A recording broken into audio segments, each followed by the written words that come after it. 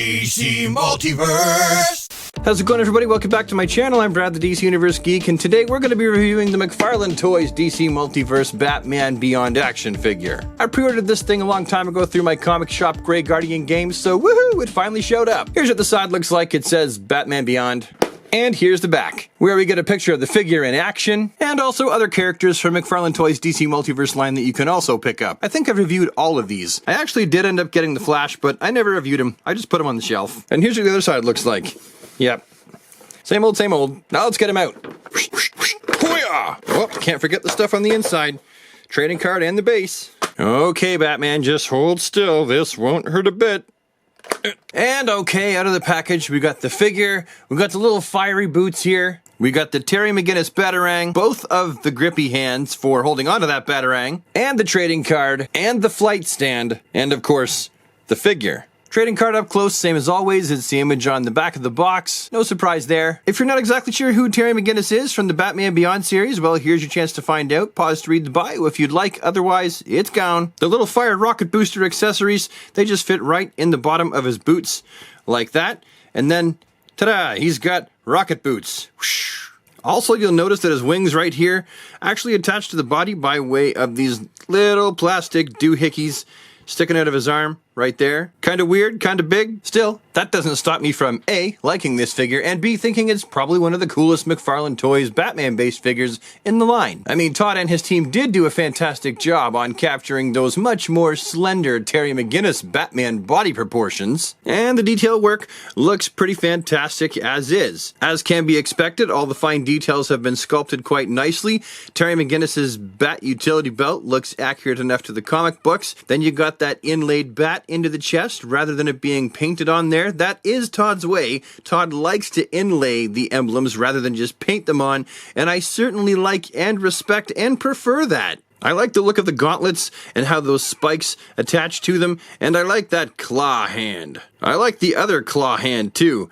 I prefer these hands actually to the grippy hands, which, sure, make it possible for him to grab onto the Batarang effectively. But overall, they're not nearly as eventful and as exciting looking as these here boogity claw hands. As mentioned, the bottom of his feet not only have treads, but they've also got holes for where the rockets are supposed to come out of. Very cool. And the overall slender but muscular body sculpt of this figure really works very, very well for Terry McGinnis. And out of both face sculpt options for Batman Beyond, this is the one that I waited for. I could have had the one that had his mouth covered, but I purposely chose to get the one that has his mouth exposed. I just feel like overall it looks better when you're able to get a good side profile of his face and just see his nose and mouth. Terry's bat wings, they're in a little pivot in the back there, and they can open up and splay right out or be closed nicely right down, just like that. As for his articulation, it's going to be as follows. The head is on a ball joint, and it's a really, really mobile ball joint. I mean, when you put him just with the head up like that, that's actually pretty good. But then when you use the torso articulation and the neck ball joint, you end up with an ample amount of flight posability. Not to mention the fact he clearly has that rounded, twisty ball joint in the waist, which is going to give you a fair amount of articulation. As usual, it's tight, and I kind of want that because I don't want my figures to go all loose and wibbly. And of course, you've got the rounded hinge in there, the little butterfly doohickey, you got the bicep swivel, you got the crunchy double-jointed elbow. Oh goodness. He could totally scratch his own back and pick his own peeling skin from his sunburns. Not that he would get sunburns in a black suit. Anyway, so the wrists, they're on the rounded hinges just like that. We know what they're going to be able to do. You got the McFarlane groin down there. Same as always. This one's pretty articulated. Not all of them are articulated as well. And then you've got very little as far as this motion goes.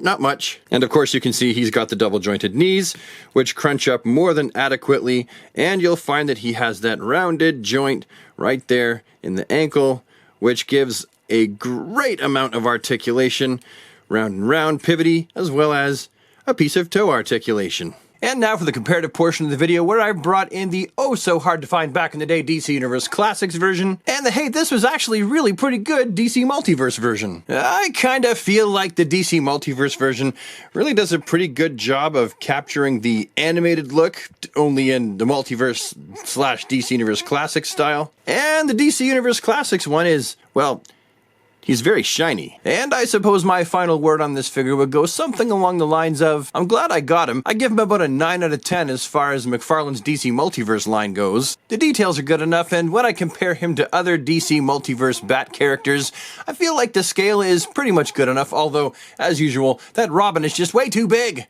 If you see him in the wild, don't hesitate, because you know that someone else is going to get there before you and pick it up, so if you see one hanging on the pegs, grab it up, throw it in your cart, throw some other stuff on top of it so you don't have someone steal it out of your cart when you're not looking, make like a bandit for the cash register, and take him home and make him yours. Anyway, that's my story and I'm sticking to it. Hopefully you found this video to be an interesting, insightful, useful, entertaining waste of time for the time being that you watched it, and I will see you in the next one. Have a DC day, everybody, and take care.